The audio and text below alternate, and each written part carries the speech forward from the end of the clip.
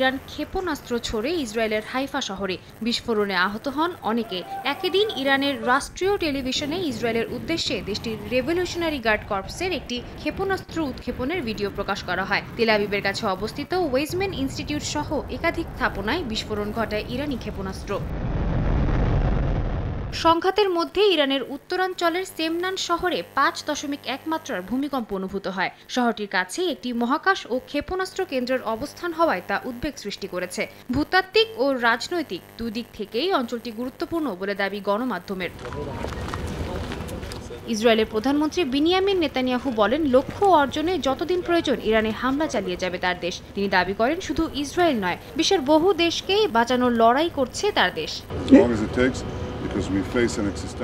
20,000 ক্ষেপণাস্ত্র এবং একটি উন্মাদ শাসক গোষ্ঠীর পারমাণবিক বোমার হুমকি, এটা ইসরায়েলের অস্তিত্বের সংকট।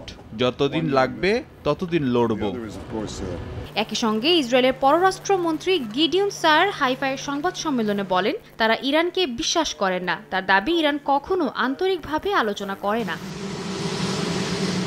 এদিকে মার্কিন প্রেসিডেন্ট ডোনাল্ড ট্রাম্প বলেছেন, যুদ্ধে ইসরায়েল এগিয়ে থাকায় তাদের উপর হামলা বন্ধে চাপ প্রয়োগ করা অনুচিত। তিনি বলেন, ইসরায়েল ভালো করছে, যুদ্ধে এগিয়ে আছে, তবে ইরান ততটা ভালো করছে না বলে মন্তব্য করেন তিনি।